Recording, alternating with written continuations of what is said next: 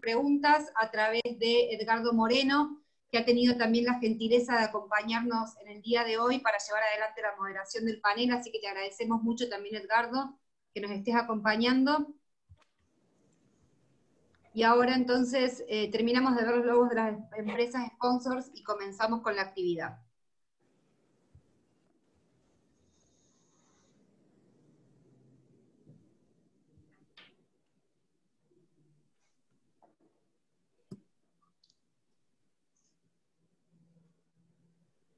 Bueno, comenzamos entonces. Para dar lugar al inicio, le voy a brindar la palabra al presidente de la Bolsa de Comercio, el contador Manuel Tagle, para que pueda dirigir su mensaje de apertura a todos los presentes, así que lo habilitamos. Manuel, muchas gracias. Bueno, gracias a todos por participar en este evento tan trascendente para la historia de la Bolsa de Comercio de Córdoba. Contar con un analista y un intelectual de la profundidad de Loris Sanata es realmente un honor. Creo que ya lo conocemos mucho nosotros a través, como dijo Josefina, por sus columnas y sus participaciones en los medios. Y Loris tiene realmente una capacidad de ayudarnos a reflexionar y analizar la realidad política argentina. Quizás con una mirada desde lo alto, con una perspectiva realmente interesante, un analista que vive en otro país del primer mundo, en Italia, y que por supuesto ha estudiado meticulosamente nuestra historia política, la historia del peronismo, del populismo, etcétera, la doctrina social de la Iglesia, que es algo que nosotros hemos tenido alguna influencia en los últimos tiempos a través del Papa Francisco. Y realmente uno querría que Loris nos ayude a reflexionar en este momento tan difícil para la República Argentina, en un momento tan oscuro, con grandes dudas sobre nuestro futuro. Nosotros vemos que la Argentina está con una democracia obviamente representativa, pero está empezando a cambiar algunas cosas. Hay una democracia también que se puede denominar democracia civil, que es la participación activa de la sociedad en reacciones y actitudes que presionan y muestran su opinión decididamente al sector que nos gobierna y al sector político en general. Creo que eso es una situación novedosa para nosotros los argentinos, pero creo que es muy constructiva que la sociedad se exprese, que la sociedad defienda sus principios y sus valores, que en definitiva son los principios de la República. Y bueno, creemos nosotros que ese rol que cumple la sociedad civil no sabemos hasta qué medida va a reemplazar a los partidos políticos con el tiempo, es decir, los partidos políticos pasarán a ser instrumentos de esas reacciones civiles de la sociedad, pero deberán ser respetuosos en algún momento y no sabemos si eso se logrará en Argentina para que reencaucemos el rumbo que hoy tenemos desde nuestro punto de vista equivocado. Estamos preocupados también porque sabemos que el cercenamiento de las libertades económicas que viene avanzando de manera acelerada últimamente con los aumentos y la profundización del cepo cambiario, está generando incluso un cercenamiento de las libertades individuales. Ya nos despertamos ayer con que quizás tengamos dificultades para salir del país y viajar. Y una vez que ambas libertades están cercenadas, obviamente estamos en las puertas del totalitarismo. Y eso realmente nos preocupa como sociedad y como futuro. Así que, por otro lado, nos ayudará Loris a ver un poquito mejor este panorama, pero también decirle que Loris tiene un conocimiento muy agudo sobre la doctrina social de la Iglesia, donde la Iglesia es fundamental para el mundo occidental y ha logrado que, en cierto modo, la dignidad humana haya sido la prioridad para nuestra religión, donde aflora obviamente la libertad del individuo, pero obviamente la Iglesia ha tenido serias dificultades con sus encíclicas en incursionar en el tema económico, porque es ahí donde se ha notado mayor ambigüedad, a pesar de que siempre ha estado a favor de la libertad, a favor de la propiedad privada y, por supuesto, la subsidiariedad del Estado. principios que nosotros compartimos y creemos que la Iglesia también, a pesar de que ha habido desviación en ese sentido. Loris, no quiero ocupar más este tiempo, pero querría agradecerle especialmente y felicitarlo por todos sus trabajos en pos de la libertad y de la democracia liberal. Luego le agradezco a Edgardo Moreno también, que va a hacer la coordinación, que ya lo va a anunciar Josefina, una vez que termine de exponer Loris Sanata. Muchas gracias, Loris. Muchas gracias, Manuel, como siempre, y ahora damos lugar entonces al panel principal que nos convoca hoy. Como dijimos, Loris Sanata es historiador y profesor de la Universidad de Bolonia, Italia, de la cual obtuvo su primer título y luego coronó su formación académica en la Universidad de Turín. Emprendió un camino historiográfico para la comprensión de nuestra historia y se destacó con artículos y libros centrales especializados sobre los conflictos de la política en Argentina. Así que bueno, es un gusto, como venimos diciendo, que nos acompañe, le damos la palabra y va a ser un placer escucharlo. Ahora sí. No le estamos escuchando todavía, un segundo.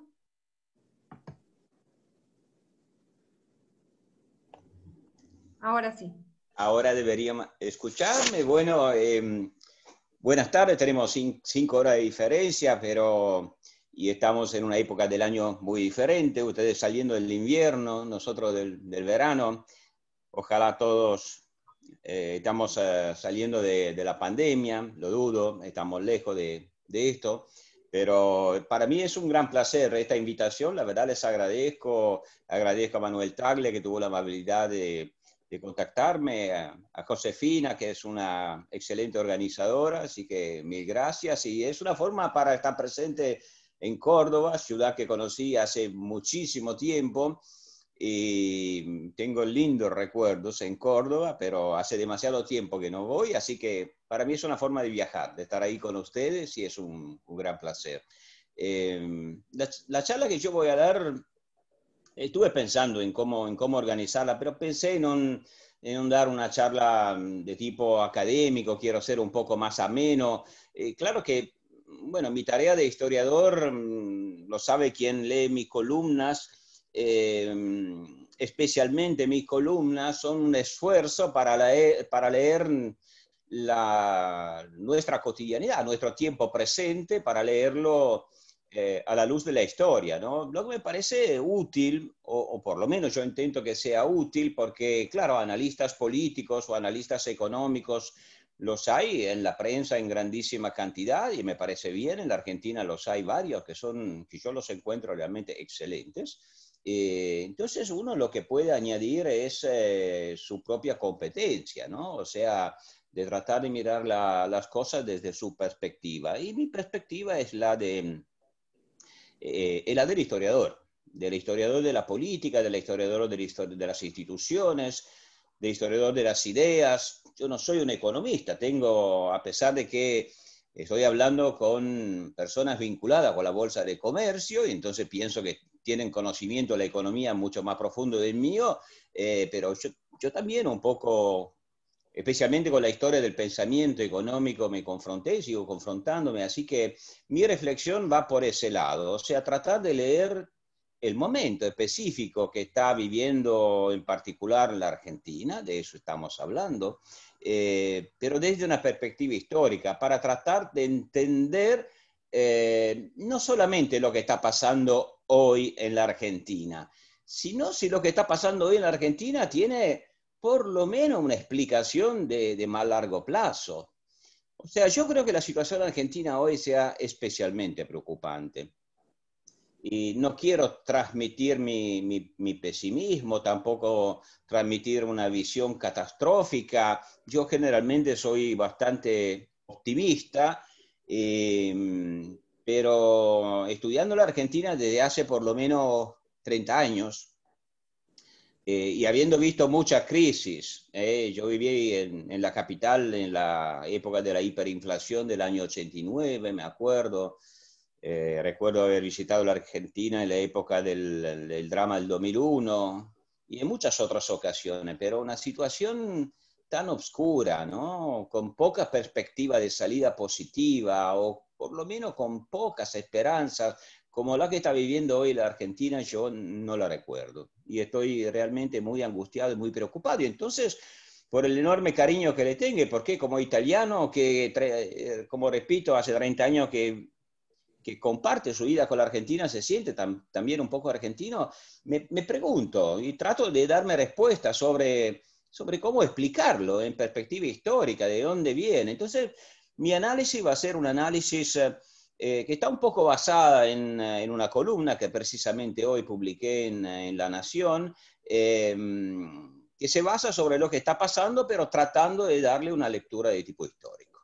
No voy a tratar todos los temas, ¿no? del populismo, que yo creo que es realmente la raíz del problema de la decadencia argentina, porque de eso estamos hablando. Estamos hablando de un fenómeno de decadencia que no es de hoy, no es de ayer, no es del día antes, es un fenómeno de decadencia que viene desde lejos, que no está vinculado con un gobierno específico, sino que está vinculado con muchos factores. A mí me interesan especialmente los factores culturales.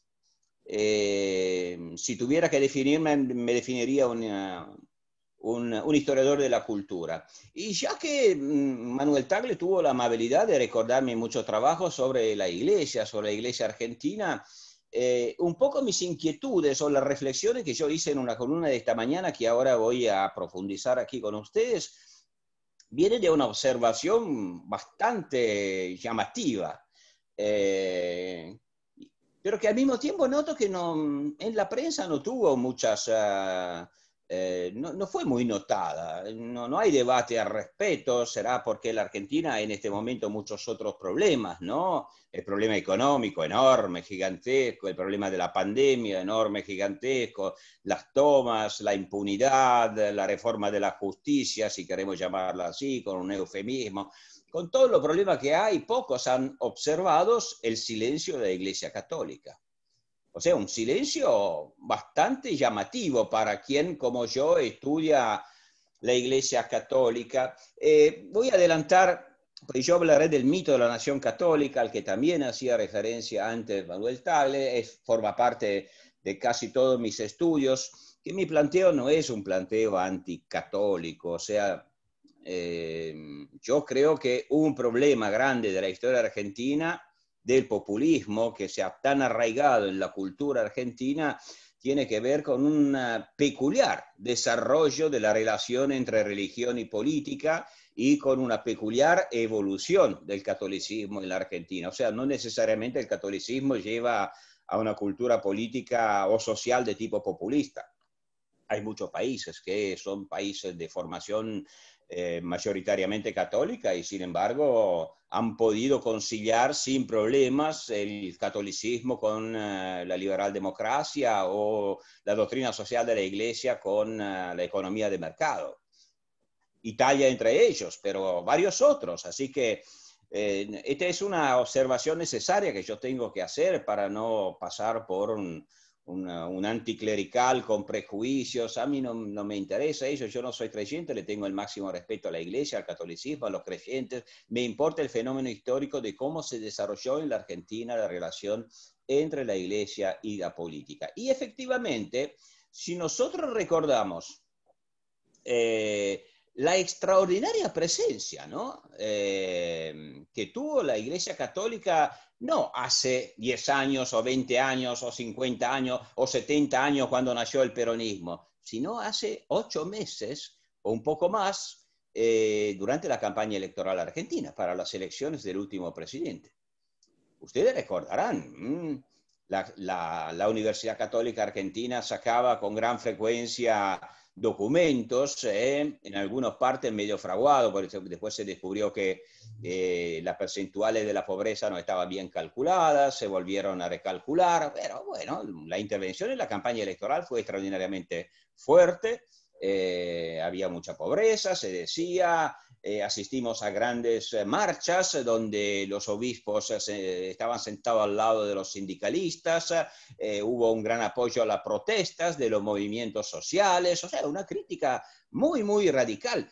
Seguramente recordarán el fenómeno bueno, el acontecimiento simbólicamente muy relevante del obispo de Salta, que lo retó directamente al presidente de la República, ¿no? Achacándole la pobreza en la Argentina. O sea que tuvo efectivamente un protagonismo la Iglesia Católica extraordinario. Y siempre lo tuvo en la historia argentina, siempre lo tuvo. Así que su silencio hoy es bastante llamativo. Y un poco mi reflexión nace de ahí. ¿Cómo se explica este silencio? ¿Y qué significa? ¿Cómo lo podemos interpretar?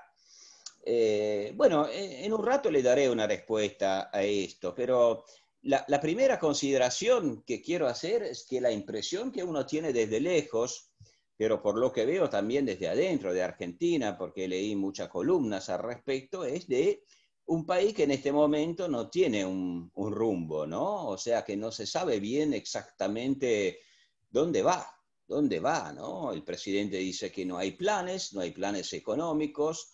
Bueno, está bien, yo no estoy favorable a los planes económicos, al Gosplan soviético, a los planes quinquenales de Perón, pues soy tendencialmente un hombre favorable a la libertad económica, pero planes en el sentido de tener una estrategia, de saber qué modelo se quiere asumir, cómo uno se quiere insertar en el mundo, cómo, digamos, diagnostica el futuro del mundo. Bueno, esto sería necesario, ¿no? Para eso existen los gobiernos, si no, tampoco necesitaríamos gobiernos.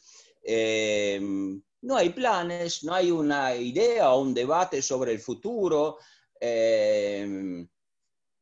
Hay un poder ejecutivo, especialmente un gobierno un presidente que a mí me llama mucho la atención, porque no hay casi declaración en la cual no se pueda demostrar que en el pasado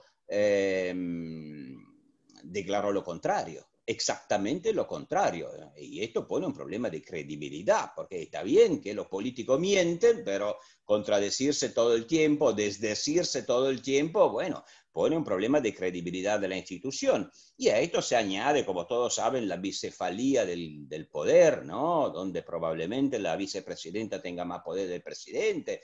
En fin, es una situación muy de una fragilidad institucional enorme y como un barco que viaja sin un rumbo, sin saber exactamente. Lo mismo a mí me parece no solamente en el plano económico, sino también con la pandemia.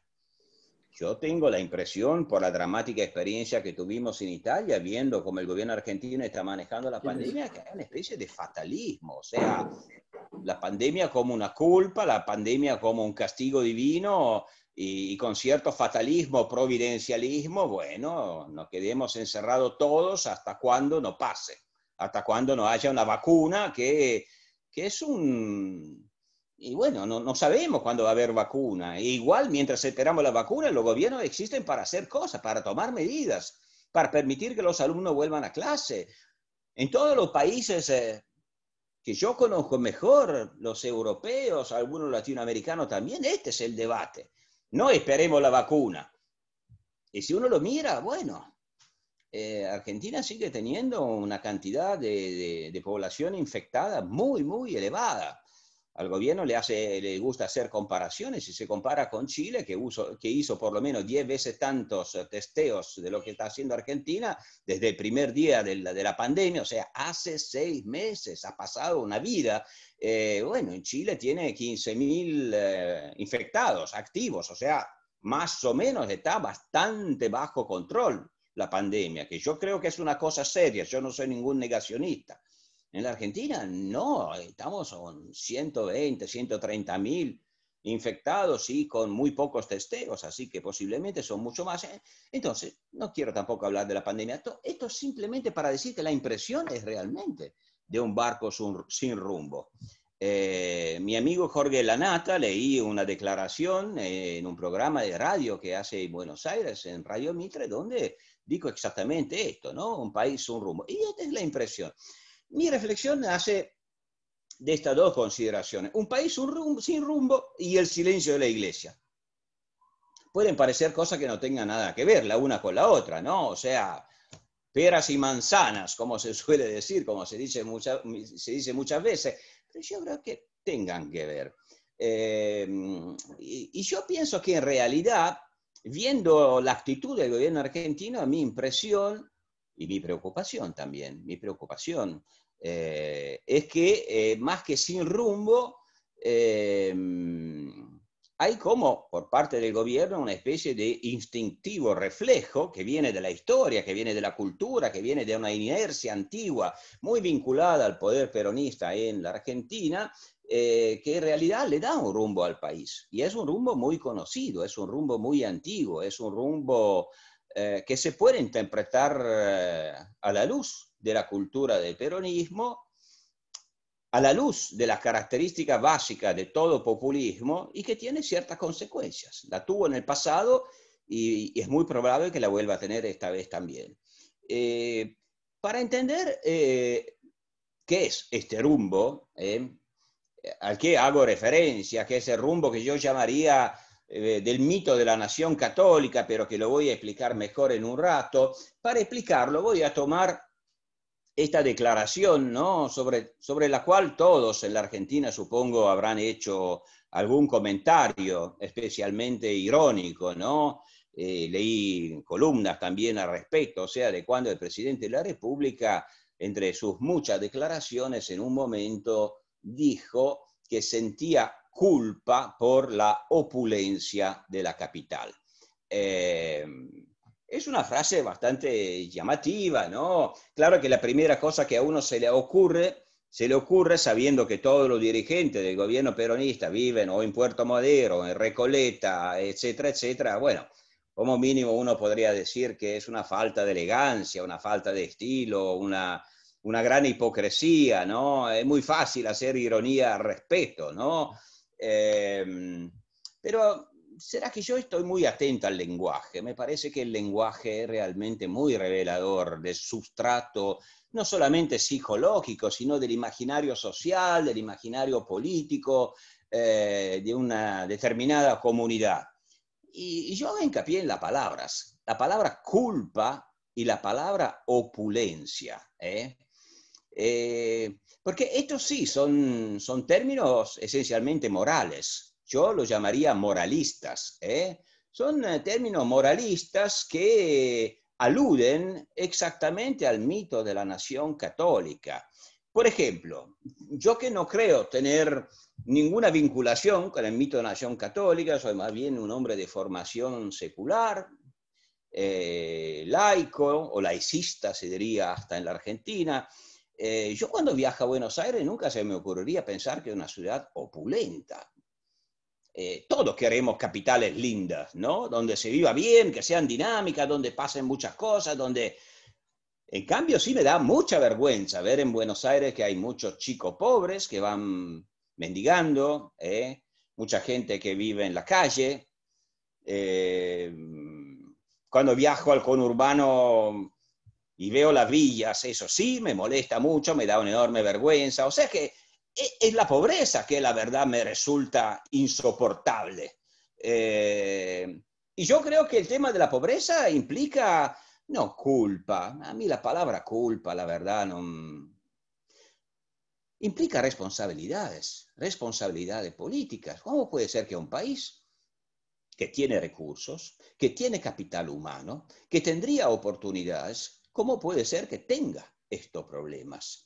Y probablemente aquellos que hacen referencia a la culpa y a la opulencia tienen buena parte de estas responsabilidades, ¿no? Porque gobernaron muchos de los territorios más carenciados y dejaron herencias entre las más pesadas. Y entonces a mí me llama la atención este vocabulario, ¿no?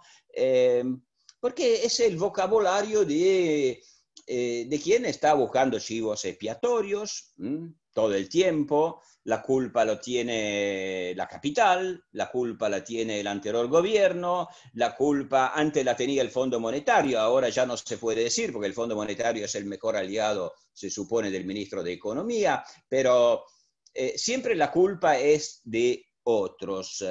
Pero si vamos más a fondo de esta visión de la culpa, de la opulencia, vemos que aparece un elemento fundamental no solamente del populismo argentino. sino de todos los populismos latinoamericanos. No solamente latinoamericanos, pero no quiero ampliar demasiado mi reflexión, sino de todos los populismos. O sea, de la idea, para decirlo con los filósofos antiguos, para decirla con Erasmo de Rotterdam, la idea es que la civilización es mal. O sea, que la modernidad es mal, que la modernidad es impureza, es pecado. Utilicemos estos términos, ya que hablamos de culpa, ya que hablamos de opulencia. La modernidad es pecado. La pobreza es virtud.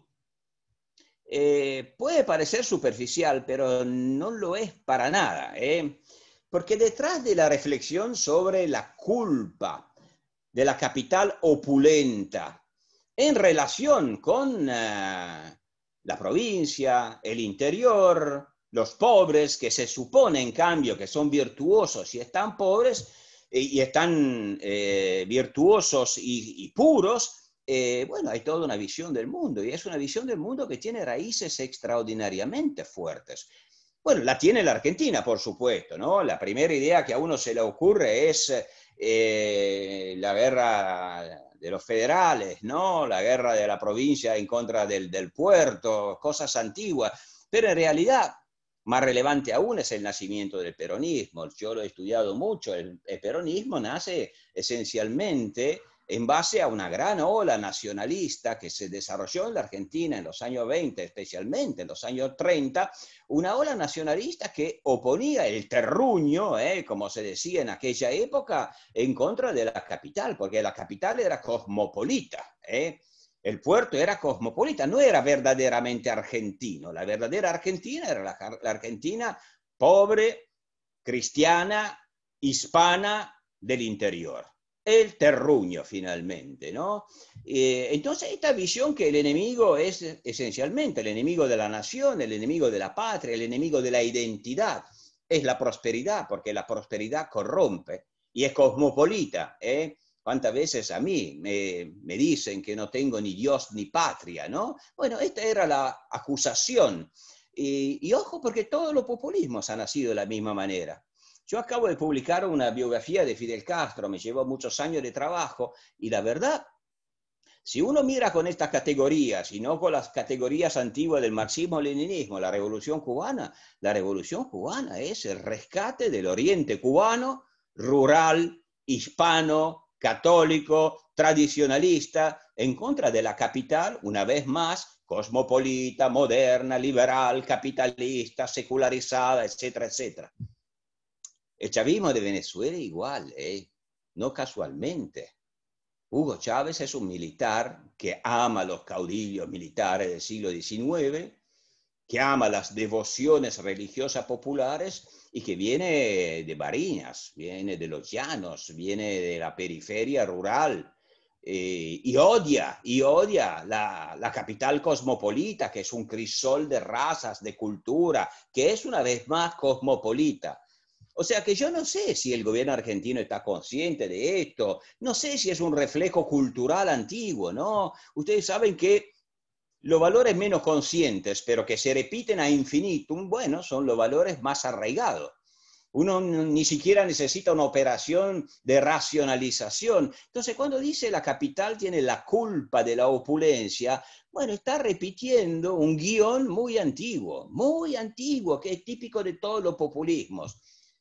Porque fíjense, esta idea que la modernización, la civilización es mal y la modernidad es bien, se lo decía antes, tiene, repito, raíces antiguas. Lo encontramos en Montaigne, para citar uno de los grandes pensadores cristianos, pero en los pensadores cristianos está extraordinariamente difundida desde la época antigua. En época más moderna, bueno, la visión del buen salvaje que encarna la pureza la encontramos en Rousseau, ¿no? Especialmente.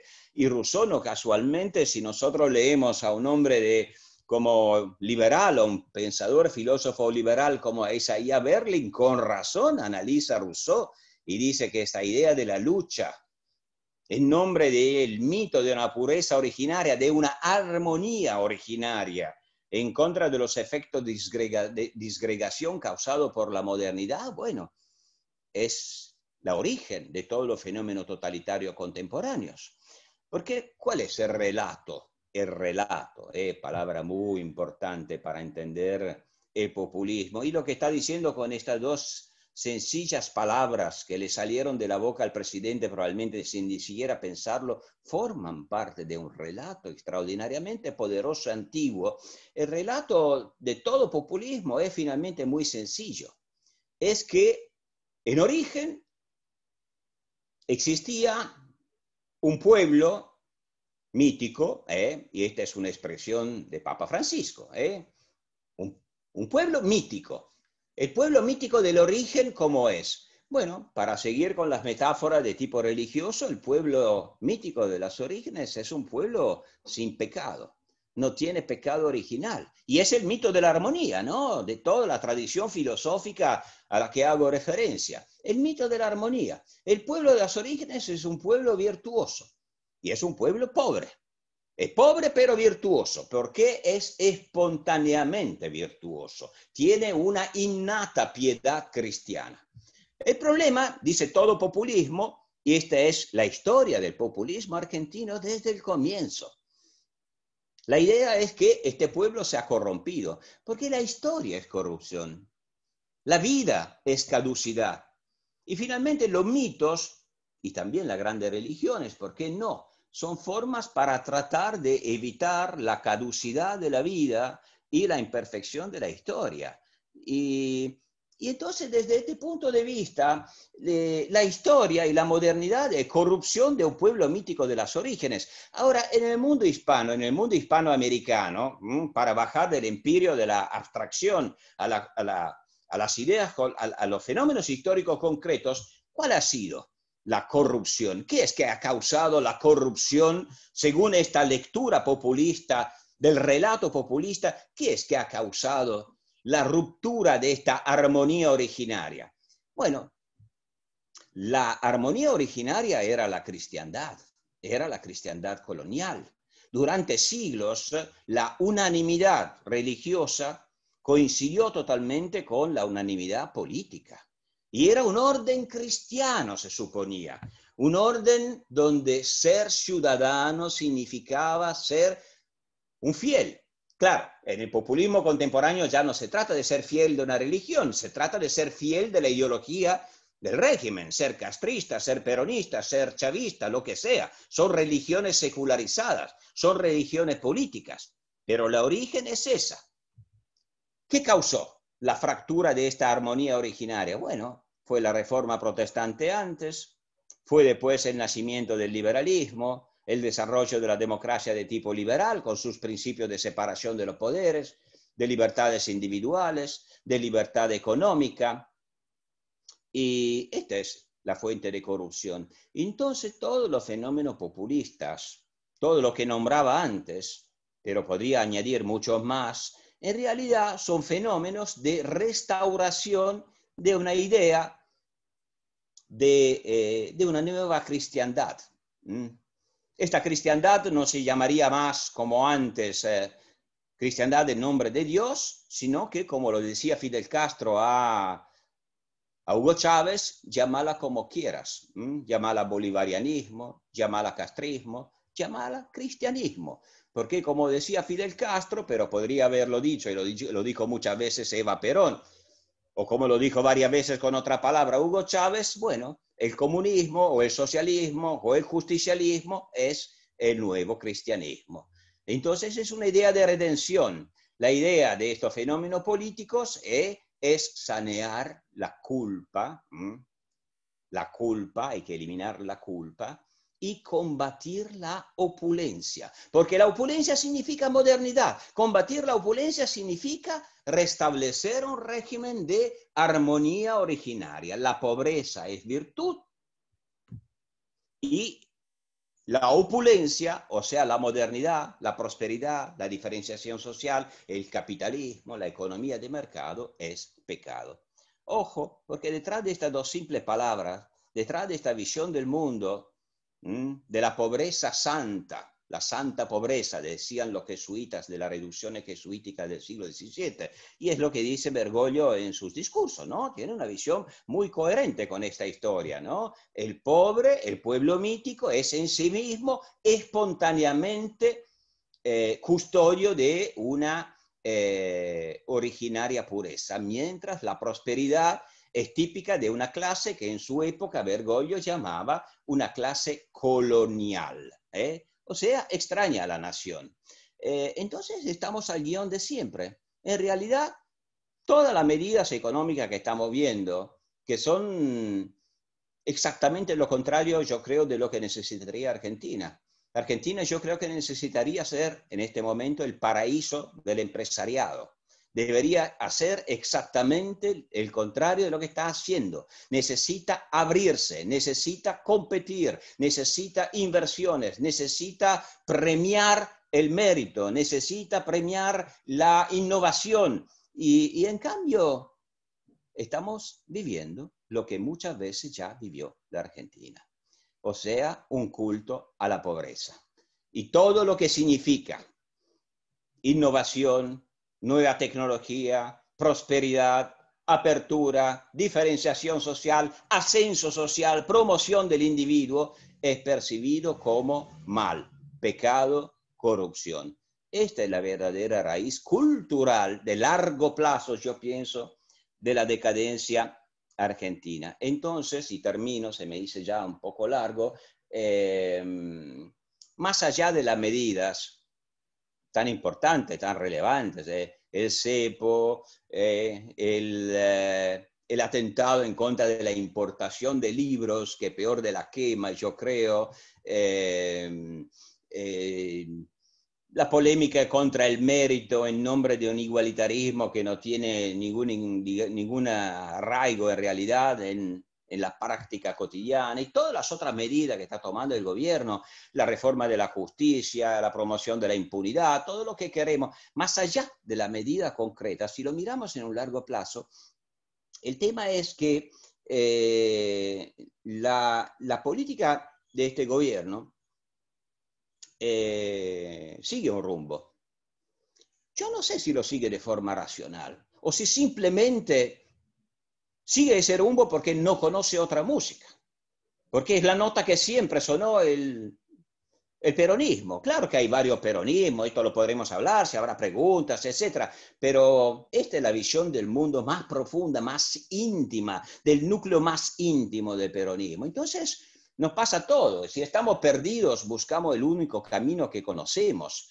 Y el peronismo está siguiendo el único camino que conoce, y es un camino esencialmente antimoderno. La política que está haciendo el peronismo, por lo tanto, no son políticas que están motivadas por la justicia social, una expresión muy sobrevalorada, porque en realidad, en la mayoría de los casos, en la historia se transformó en un concepto vacío. En realidad, la política, llamámoslas antimercado, antiindividual, anticapitalista, yo la llamaría antimoderna del peronismo, en realidad es simplemente la continuación con otras formas, con otros personajes de una vieja historia, y este es el problema.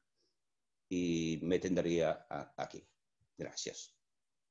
Bueno, Loris, la verdad que es un gusto, un placer enorme poder escucharlo hablar con tanta claridad de los conceptos que hacen a la realidad de nuestro país, así que muchas gracias nuevamente.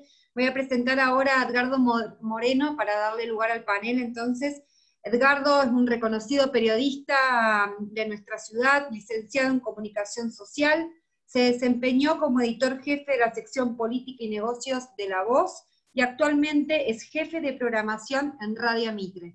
Así que gracias, Edgardo, por acompañarnos. Habilitamos entonces el canal de chat para todos los participantes y los dejo para que comiencen el panel. Muchas gracias.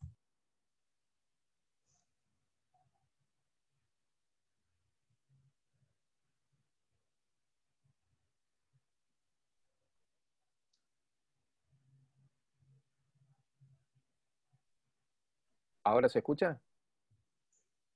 Ok. Bueno, muchísimas gracias por la presentación. Antes que nada, para mí es un halago moderar esta charla, esta conversación con doctor Sanata. Quisiera antes que nada poner en relieve, subrayar un poco la importancia que tiene para Córdoba y para quienes estén interesados en la discusión, en la conversación de la historia y de la política, la posibilidad de tener este diálogo, aunque sea a la distancia, con Lori Sanata. Un gran acierto de la Bolsa poder gestionar esta conversación. Sanata está entre los grandes pensadores que tiene el mundo presente respecto de uno de los fenómenos políticos, históricos y sociológicos más complejos que hay, que es el del populismo. Toda la bibliografía de Lori Sanata debería ser de estudio para aquellos que intenten comprender ese fenómeno, particularmente en la Argentina, porque abordó ese fenómeno a partir de las experiencias que nuestro país ha tenido. Yo le recomendaría que para entender todo eso, el fenómeno del populismo, tanto los de derecha o de izquierda, a los que le llaman de derecha y de izquierda, convendría leer la obra de Sanata. Como conviene leer a la mejor luz la de Laclau, no va a haber nada en esa bibliografía que no encuentre una refutación precisa y profunda en la obra de Lori Sanata. Para mí es un gran honor estar compartiendo este momento. La primera pregunta que me gustaría transmitirle es la siguiente. Su columna de hoy en La Nación, que acaba de manifestarnos recién, habla de una Argentina sin rumbo, donde lo que se observa en la superficie son manotazos de ahogados, revanchas por doquier, parches que se van poniendo, una idea no de gobierno, sino de desgobierno. Esto es una cosa extraña para un fenómeno político como el del peronismo, que habitualmente invocó en nombre de su condición populista, que era el orden frente al caos. Estaríamos ante una escena de desgobierno populista. Mi pregunta en concreto, doctor Sanata, es si frente a esa situación tan crítica, no es probable que el populismo, en el caso de la Argentina, dispare hacia donde generalmente ha tomado el rumbo en otros escenarios internacionales, ¿no? Concretamente, si es posible que se vaya a esa utopía reaccionaria, como usted dijo, que fue la que terminó la experiencia de Venezuela, la experiencia de Cuba.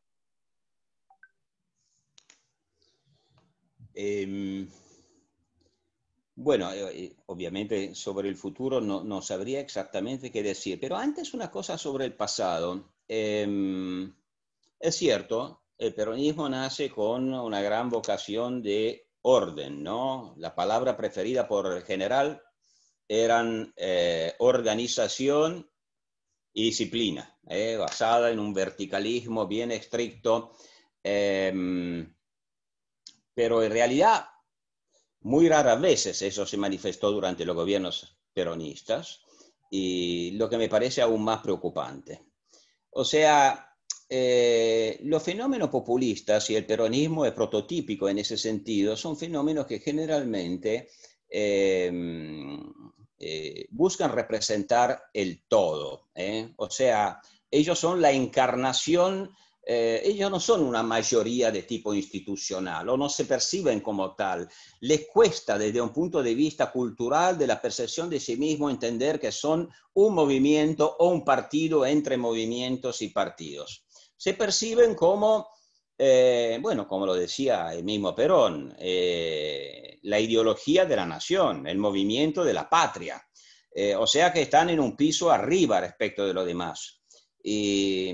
Y su legitimación es casi de tipo religioso. Ellos poseen la doctrina, ellos poseen el alma, la identidad, el espíritu de la nación. Y por eso la vida política suele transformarse, y ustedes lo saben bien, por la larga experiencia que tienen con un fenómeno parecido, se transforma generalmente en una guerra de religión, nosotros contra ellos. La patria contra el antipatria, el pueblo contra el antipueblo, una guerra de religión.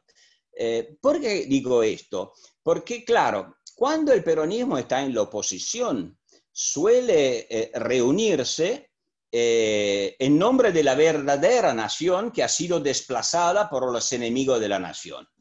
Ahora gobierna la oligarquía, el peronismo se tiene que reunir para echar los abusadores, los abusivos del poder. Pero cuando está en el poder, al ser un movimiento esencialmente fundado en una idea proto-religiosa de la política, o sea, de tener una doctrina, comienza la lucha entre quién es el verdadero peronista. Tan es así que en realidad esta idea de orden del peronismo, bueno, nunca funcionó mucho, porque en la época del peronismo clásico, lo he trabajado muchísimo, en realidad siempre compitieron entre ellos un peronismo de Perón y un peronismo de Eva. El de Perón más corporativo, más político, digamos así, más atento a un equilibrio entre las diferentes corporaciones. El de Eva, muy fundamentalista, muy fanático, muy radical. Y ojo porque este conflicto entre el peronismo de Perón y de Eva siguió en la historia. Edgardo, usted recordará sin duda los años 70, cuando llegó el peronismo en el poder. El orden no lo vio nadie, o sea, más guerra civil entre peronistas que se mataban entre ellos. Y ahí también, el peronismo de Perón, Rucci era el peronismo de Perón, y los Montoneros y Evita eran el peronismo de Eva. Bueno, yo hice un pronóstico cuando ganó el presidente Fernández, que lamentablemente este guión se repetiría. O sea, que llegados al poder, los peronistas volverían a pelearse entre ellos para quién representaría el verdadero peronismo. Bueno, lo que estoy observando ahora es que todo eso se está cumpliendo mucho antes de lo que yo temía. Porque cuando uno lo ve a Berni en la provincia, que se define soldado de Cristina, y después lo ve a Grabois, que es un soldado del Papa, y bueno, estamos frente al peronismo de Perón y al peronismo de Eva, una vez más. Así que atención, porque la capacidad del peronismo de trasladar al sistema político y a la sociedad toda de Argentina su pelea interna, porque todavía no asumió desde el punto de vista político, como ya dije, desde el punto de vista económico, la modernidad, o sea, de ser dentro de un sistema pluralista, esto es un gran peligro. Ustedes sabrán que se dijo en su momento, no sé si será cierto, que el Papa jugó un rol importante en reunificar el peronismo y en construir la fórmula Fernández-Fernández. Yo no sé si es cierto. Yo lo digo aquí, no tengo temor de defender mi opinión, es que en realidad lo que le haría bien sería si el Papa dividiera de una vez el peronismo entre un peronismo de Eva y un peronismo de Perón, por lo menos, porque su reunificación traslada a la Argentina esta lógica que estaba diciendo. ¿Puede transformarse Argentina en Venezuela? ¿Puede transformarse en Cuba? Bueno, no como ellos, porque son diferentes muchas cosas. Como Cuba, imposible, son diferentes las circunstancias históricas, no hay Guerra Fría, no es una isla, es un país más grande, es una sociedad mucho más articulada de lo que era Cuba en los años 59-60, cuando triunfó la revolución, tampoco como Venezuela, ahí también hay peculiaridades, también era una otra época, pero ojo, porque el modelo de base, el relato populista que yo decía antes, la idea mítica de un pueblo originario y armónico que se ha corrompido y por lo tanto necesita un redentor que lo redima, bueno, eso sí, pero en ese caso son Venezuela y Cuba que se han transformado como Argentina, la Argentina peronista ambicionaba ser. Así que Argentina no seguiría sino un camino que ya... Pero yo creo que Argentina ha muy cambiado, ha muy cambiado. Yo veo que la sociedad argentina hoy es mucho más reactiva de lo que era en el pasado. Así que yo no creo que Argentina irá por el lado de Venezuela. Los argentinos no la dejarán ir para ese lado. Le resumo 3 preguntas que van como en línea, en la misma línea de sentido. La primera es, ¿cómo piensa usted que Argentina puede salir de esto? Segundo, ¿cómo puede salir del círculo vicioso, donde hace un paso para adelante y después vuelve a experiencias populistas? Y la tercera, un poco más fina, es, ¿qué se puede esperar de una experiencia de populismo sin dinero? sin recursos fiscales me refiero. Entonces la prima era cómo se sale. Sí. La última, populismo sin dinero, y la segunda. ¿Cómo se sale del círculo vicioso, de dar un paso hacia adelante y luego volver a experiencias populistas? Me gustaría saber contestar estas preguntas, que son buenas, pero son casi metafísicas, en el sentido que la verdad, si yo supiera cómo se sale de todo esto, me subiría al primer avión, voy ahí y los ayudo a salir de todo esto. Son fenómenos históricos de largo plazo, así que yo no tengo la respuesta, pero me limito a decir dos cosas. La primera es la que acabo de decir, es que es importante que la sociedad sea activa, aún equivocándose a veces, pero que no se deje caminar encima. Y me parece que la sociedad civil, con sus diferentes posiciones, hoy es una sociedad civil en la Argentina mucho más exigente de lo que era en el pasado. No es suficiente, se necesitaría mucho más, pero este es el primer paso. O sea, un poder como el poder populista, que a pesar de ser una parcialidad, ambiciona hablar en nombre de todos, porque transforma su pueblo parcial en todo el pueblo o en el único pueblo virtuoso, necesita toparse con una sociedad civil movilizada y activa, consciente de sus derechos. Yo creo que Argentina, a pesar de todo, ha caminado en ese sentido. Claro, si tuviera que acontecer la tragedia que ya aconteció en Cuba y está aconteciendo en Venezuela, que los argentinos más movilizados y antipopulistas, de cultura antipopulistas, deprimidos y desesperados, abandonan el país, y entonces ahí sí que hay un problema. Pero me parece que Argentina es demasiado grande y demasiadas personas deberían irse de Argentina a esa altura como para dejarle el país al populismo. Y así que yo la veo por ese lado. La segunda cosa que digo es también de tipo cultural. Bueno, primero, para salir de todo esto hay que entender que esto está pasando. O sea, que estos problemas que yo voy poniendo, esta lectura del fenómeno populista en la Argentina, no sé cuántos lo aceptan o cuántos lo asumen. Yo pienso que todavía el discurso populista sea hegemónico y el discurso populista es bastante simplista. Porque esta es la extraordinaria fuerza del populismo. Si no se entiende el populismo, hay que tomarlo en serio. No es suficiente, no alcanza con demonizarlo, más no sirve para nada demonizarlo. El populismo ofrece bienes que la liberal democracia no ofrece y no quiere ofrecer. Un sentido de pertenencia, un sentido de destino común. Y en una sociedad poco secularizada esto funciona. Entonces habría que desvelar, no digo las mentiras, sino las contradicciones del populismo. El populismo dice que está hecho para eliminar la pobreza. En realidad hay que hacerle notar que promueve la pobreza, que tiene un culto de la pobreza. O sea, argumentos racionales. Y yo creo que mi lectura por lo menos ofrece algunos argumentos racionales en contra del relato populista. Pero si uno encara la discusión con el populismo desde un punto de vista estructuralista, de estructura de clases, etcétera, etcétera, bueno, el populismo triunfará siempre, porque dirá, bueno, hay tantos pobres, hay que ayudar a los pobres, y se retroalimenta. El relato populista se alimenta siempre. Causa a los pobres, en nombre de los cuales después gobierna. ¿Y el populismo sin dinero? ¿Cómo se hace el populismo sin dinero? El populismo sin dinero, ¿cómo se hace? Bueno, Cuba no tiene dinero. Es uno de los países más pobres que existen en el mundo y sin embargo tiene un populismo irremovible.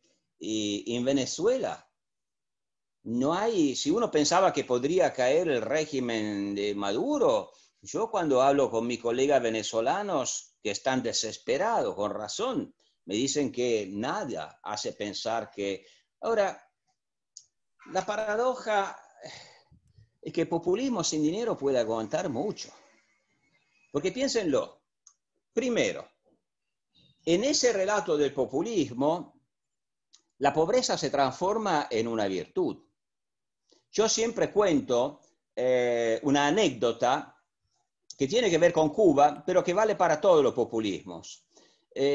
Cuando Fidel Castro llega al poder, promete transformar Cuba en el país más rico del mundo. Decía, no puede haber comunismo sin prosperidad.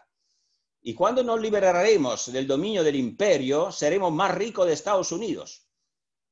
Produciremos más leche de Holanda, más naranja de Israel, mejor queso que Francia. Decía así, cuando en el año 70 fracasó la gran zafra cubana y ya era evidente que el modelo cubano era un fracaso total, que producía pobreza y no prosperidad, llega a La Habana Ernesto Cardenal, un sacerdote, muchos de ustedes lo recordarán, falleció hace poco, que después será ministro del gobierno sandinista, y era un místico, muy antimoderno, muy anticapitalista, muy antiliberal, un verdadero jesuita del siglo XVII. Y cuando llega a La Habana y ve La Habana sin luces, tan pobre, las colas, y dice, ¡ay, qué lindo! Aquí reina, este es el reino del Evangelio, todos pobres igual. Y en realidad no eran todos pobres igual, porque los fieles le decían que los mandarines del gobierno vivían en las casas robadas a los burgueses que habían exilado. Y añadía, después de, digamos, celebrar esta pobreza universal, ojalá nunca llegue la prosperidad. Porque, como decía antes, en el relato la prosperidad es corrupción, es desigualdad, es algunos que tienen algo más y algunos que tienen menos, es competencia, es nacimiento del individuo moderno. Y a partir de ese momento, efectivamente, el gran proyecto modernizador cubano se transformó en una celebración de la pobreza. Ojo, porque lo mismo ha pasado en Venezuela. Y si ustedes leen la tradición del levitismo en la Argentina, cumple la misma operación. Perón quería la modernización, la industrialización. El levitismo es una celebración de la pobreza. Y entonces, el populismo sin dinero, primero, tiene una ocasión más desde su relato para monopolizar los recursos. Somos todos pobres. Y entonces el papá, el Estado, el paternalismo estatal tiene que repartir los escasos recursos. Y todos deben depender del Estado. Es lo que está pasando en Venezuela. La gente tiene sueldo de $2 por mes. Si quiere comer, necesita del Estado. Si quiere ir a la escuela, necesita del Estado. Si quiere viajar, necesita del Estado, etcétera, etcétera, etcétera. Y segundo, bueno, el populismo que no puede ofrecer dinero, ofrece ideología. Y la ideología es la religión. En este caso, el populismo realmente es el opio de los pobres, para rescatar una antigua y abusada fórmula que era equivocada, sin duda, porque era una simplificación del fenómeno religioso. Entonces, ojo, no piensen que ya que el populismo no tiene dinero, se va a caer por su propio peso. Más, cuanto menos dinero tiene, más se vuelve fundamentalista y radical. O sea que el populismo sin dinero termina con una democracia de muchísima más baja intensidad en lo institucional y en lo económico igualando para abajo. De ahí le sugiero dos preguntas que acerca el auditorio. La primera, ¿en eso se inscribe esto que dijo el presidente Alberto Fernández de poner o de negar lo del mérito como valor dentro de la sociedad?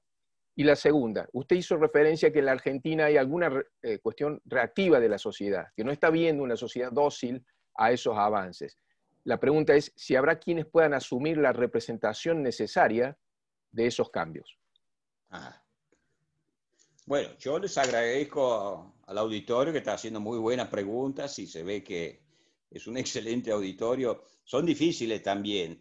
El tema del mérito, la verdad, esta idea de que la igualdad es de, entre comillas, izquierda y el mérito es de derecha, a mí la verdad me tiene harto, me tiene cansado. Porque, ¿qué quiere decir?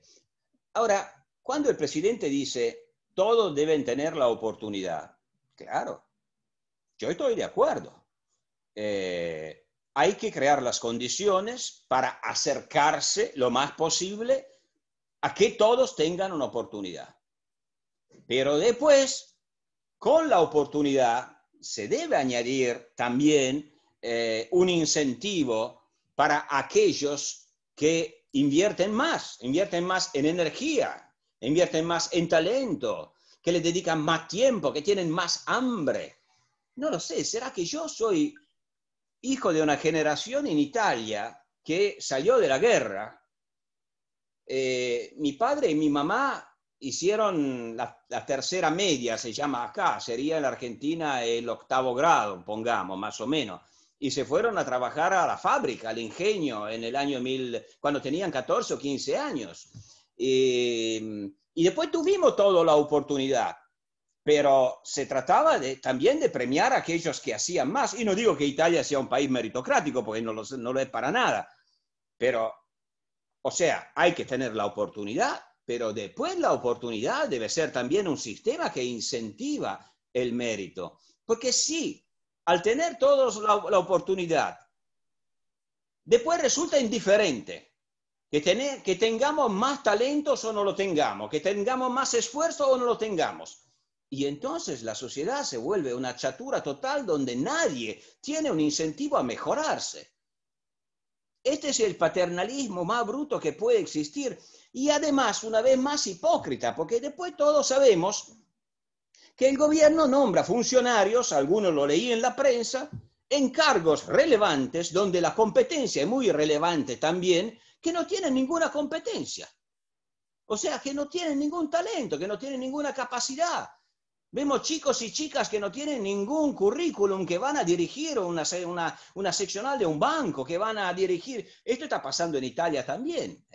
Tenemos ministros, tenemos un canciller, un ministro de Relaciones Exteriores, que tiene 35 años, en su vida nunca trabajó un día, nunca estudió, que no sabe nada del mundo, que no conoce los idiomas. Entonces, esto es premiar, esto no es darle a todos la oportunidad, esto es al revés, es castigar el talento y premiar la lealtad. Como decían y como siempre dijeron todos los populistas, mejor un funcionario leal pero estúpido que un funcionario capaz, que trabaje, que tenga ingenio, porque se vuelve una molestia. Los países no avanzan así. No se trata de decir solo mérito o solo igualdad, pero el mérito sí que hay que reconocerlo. ¿En qué época vivimos todavía? Es sorprendente, la verdad. Y la reacción social, ¿quién la representará? Esto yo no lo sé decir y el tema me preocupa mucho. La experiencia del gobierno Macri deja una herencia complicada. Y yo creo que estoy muy preocupado. Yo veo que hay una muchísima necesidad de representación, una gran demanda de representación.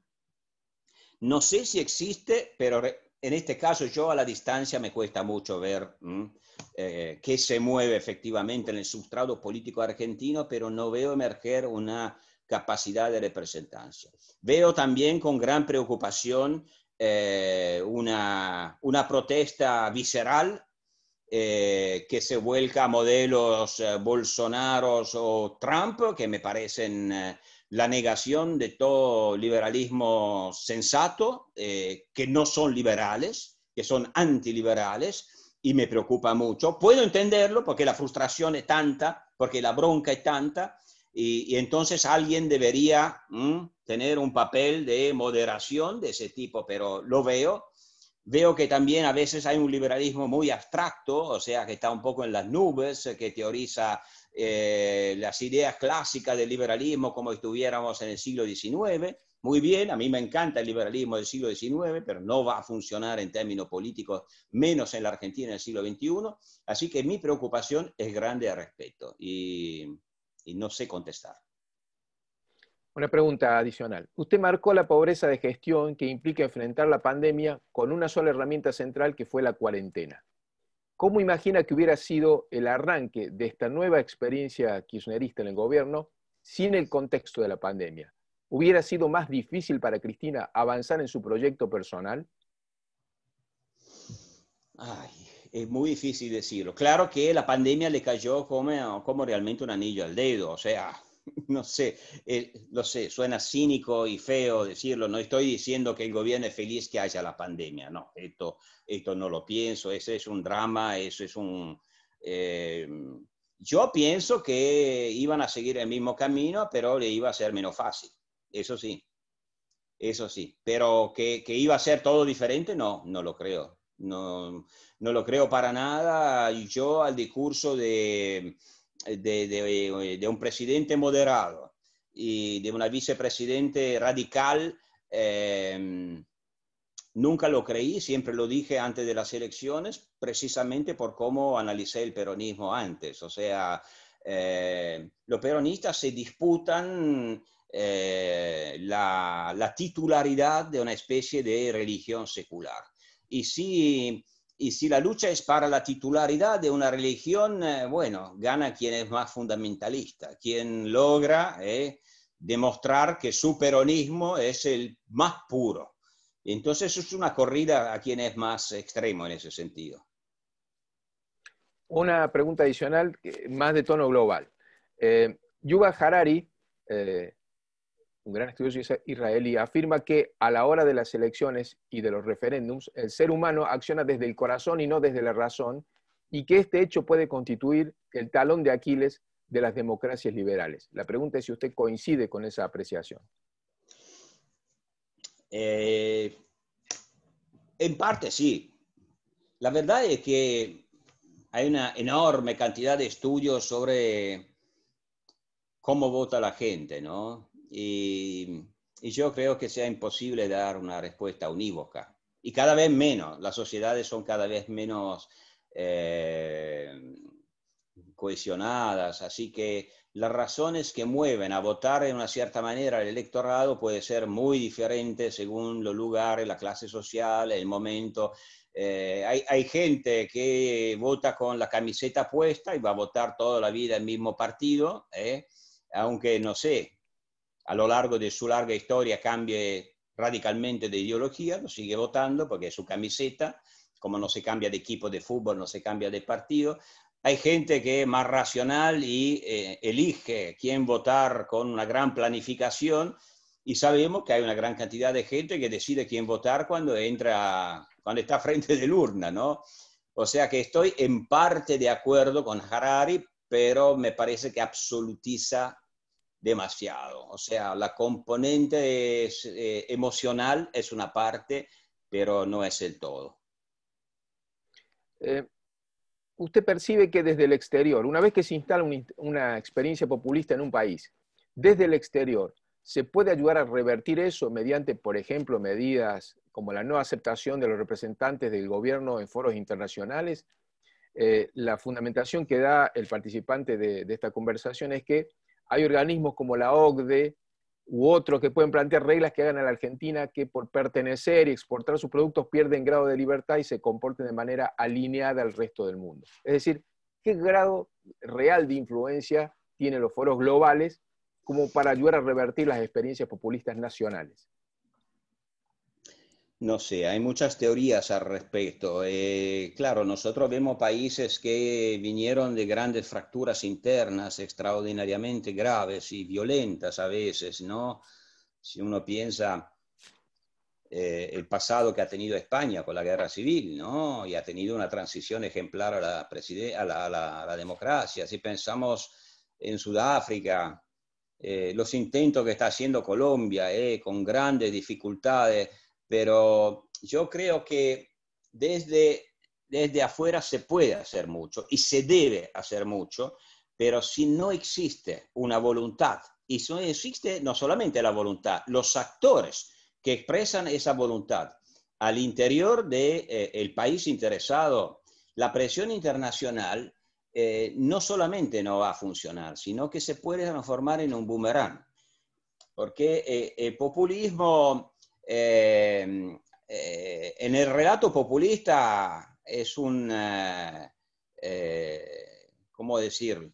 Es muy tentador, y más que tentador, identificar la oposición interna con los aliados internacionales. Y de hecho lo que vemos con respecto a los países que tienen fenómenos populistas es que finalmente también la comunidad internacional termina dividiéndose sobre líneas populistas en cierto sentido. Miremos Venezuela.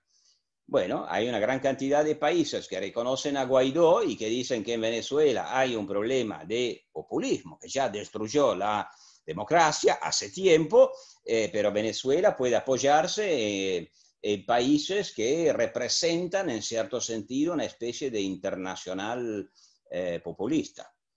Lo mismo hizo Cuba durante décadas, así que yo no digo que es importante la presión internacional, es muy importante, pero, y es un deber de la comunidad internacional, pero yo no tendría demasiada esperanza en que la comunidad internacional puede poner freno a un fenómeno populista. Lamentablemente no. Los problemas del populismo se solucionan al interior de los países que el populismo lo han producido. Hay una pregunta que está vinculada a lo último que usted venía diciendo respecto de su preocupación por los vacíos de representación. La pregunta dice si puede dar lugar a la aparición de un movimiento como el 5 Estrellas en Italia. Hoy solo le falta esto a Argentina, pobre. No, por favor, no, ya tienen los 5 estrellas, ¿no? Bueno, los 5 estrellas son, bueno, hay de todo, los 5 estrellas son en algunos sentidos raros, pero si vamos al núcleo realmente más íntimo de los 5 estrellas, tienen muchos puntos en común con el relato pobrista al que yo hacía referencia, ¿eh?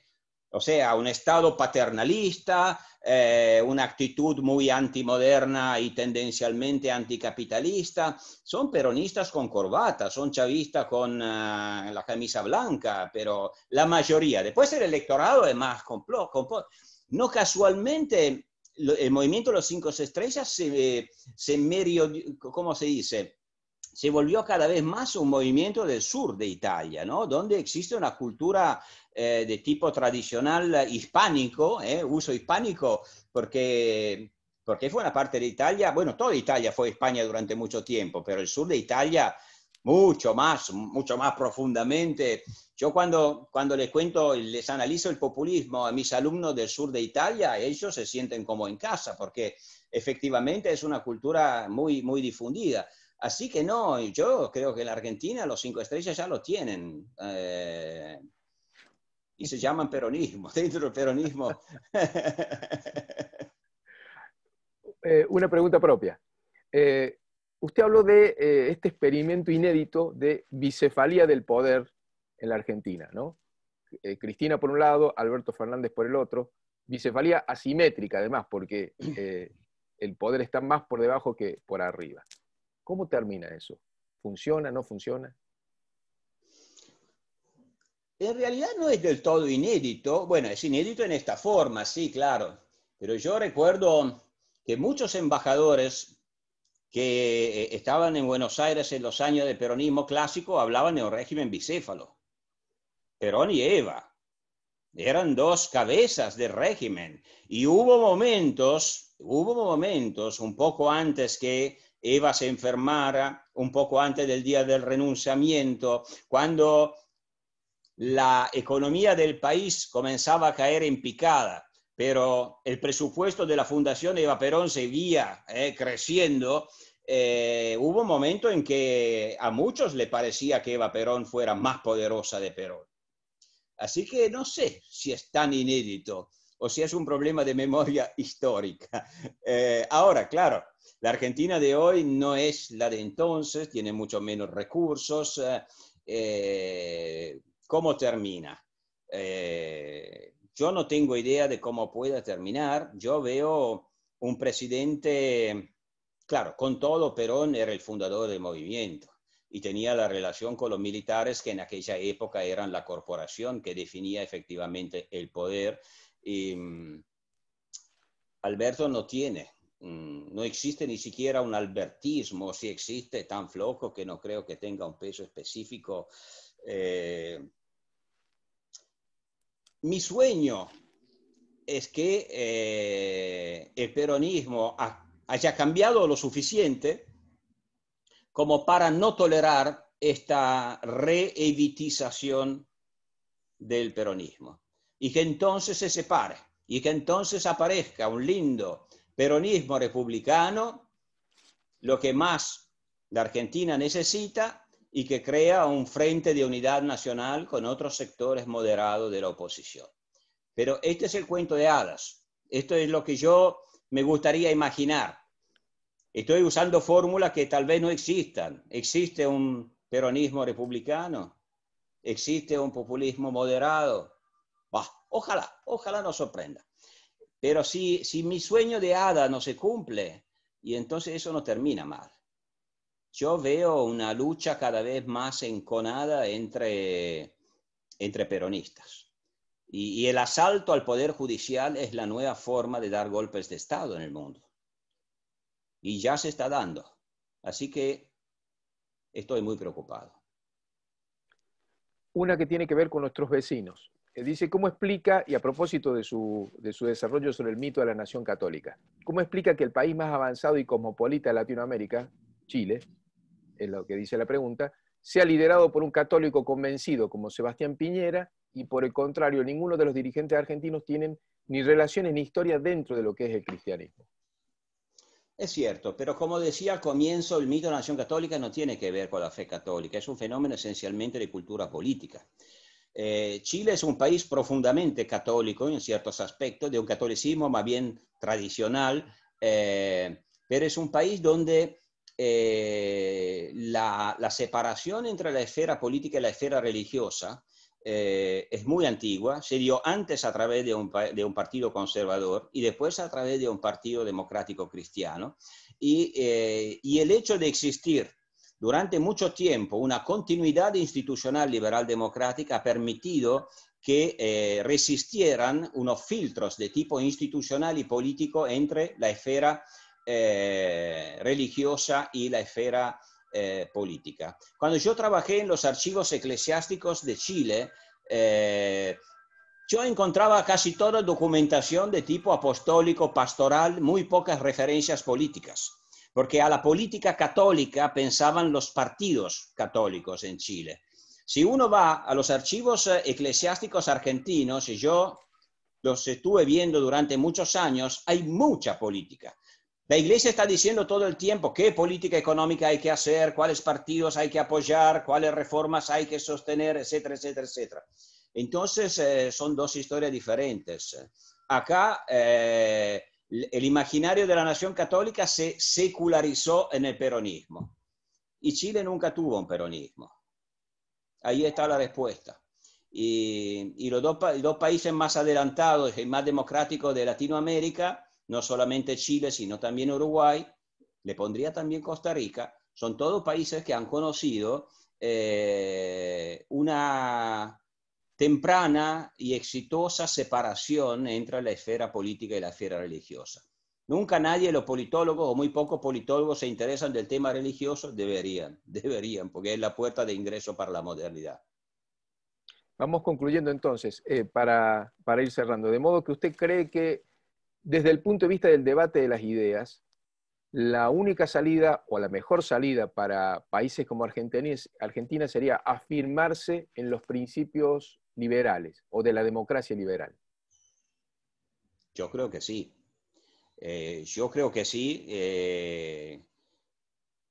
Pero los argentinos deberían debatir entre ellos qué entienden por democracia. Porque muchas veces en la herencia cultural argentina, como de muchos países latinoamericanos, y no solamente, la palabra democracia, todos la usan, pero no la usan con el mismo sentido. Debería darse un gran debate nacional. Se dio en los años 80, pero ya se perdió memoria de esto. Y los jóvenes especialmente necesitarían que se repitiera. O sea que democracia es un concepto que implica algunos valores fundamentales, la separación de los poderes, las libertades individuales, y Argentina debería abrirse al mundo. Está volviendo a encerrarse, está volviendo a los mitos nacionalistas del pasado, pensando que hayan sido un éxito, pero han sido la mayor causa de su decadencia. Y tal vez tendría que debatir liberalismo también entonces. Por supuesto, sin duda, sin duda. Se debate en todo el mundo. Y además, bueno, el liberalismo es una mentalidad más que nada. Yo por lo menos la entiendo así. Y por lo tanto no es un partido, no es un dogma, no es, es una mentalidad, es una forma de encarar la vida. Y por lo tanto hay que discutirlo todo el tiempo. Se basa sobre un principio de imperfección, de cambio, de transformación. No olvidarlo nunca esto. El populismo es la nostalgia de unanimidad, como usted escribió. Así es. Eso La lo democracia desarrollamos, liberal bueno, no, ya es un todo poco lo lo contrario. desarrollamos. Así es. Muchas gracias. Josefina, te No, paso la gracias a posta. ustedes. Un enorme gusto. Gracias a todos. Bueno, Muchas gracias. doctor. Ahí está. Sí, Josefina, dale. No, era para pasarle la palabra a usted y agradecerle entonces la presentación a Loris y a Edgardo por su moderación. Muchas gracias y le doy la palabra para el cierre final. Sí, bueno, muchas gracias, Loris. Realmente extraordinaria su exposición, de una gran profundidad, como preveíamos, porque conocemos sus antecedentes y por eso fue convocado, obviamente. Y es un rayo de luz que trata de iluminar un poco lo que estamos viviendo los argentinos. Y también a vos, Eduardo, porque hiciste un trabajo de coordinación muy, muy interesante. Creo que fue una reunión muy valiosa. Y me quedo un poquito con la idea suya, Loris, de que, bueno, la Argentina tiene la posibilidad de que la sociedad reaccione como está reaccionando y que no permita que los gobiernos con los permanentes desaciertos nos lleven a una situación realmente sin retorno. Esa esperanza que tenemos todos y en la cual estamos todos involucrados, no solamente ustedes de afuera, sino nosotros y la institución que presido, tengo el honor de presidir, lo está haciendo con bastante firmeza, nos abre una puerta de esperanza que esperemos que realmente se concrete y Argentina retorne en algún momento a la sensatez y a la racionalidad, porque tendría un futuro enorme si alguien suscribiera los principios de la libertad, de la integración al mundo, el respeto a las instituciones. Sería una explosión de confianza, una explosión de crecimiento y de progreso que sería realmente admirable. Y lo triste es que nuestros políticos no lo ven. Creen que pueden seguir por este camino destruyendo todo lo que fuimos y lo que podemos ser. Muchas gracias, doctor Sanata. Gracias a ustedes, ha sido un enorme placer y me quedo con esta última expresión de la explosión de confianza. Esto es lo que se necesita. La verdad me encanta y ojalá pueda compartirla con ustedes muy pronto. Muchas gracias. Muchas gracias. Muchas gracias, doctor. Gracias a todos y un saludo personal a todos.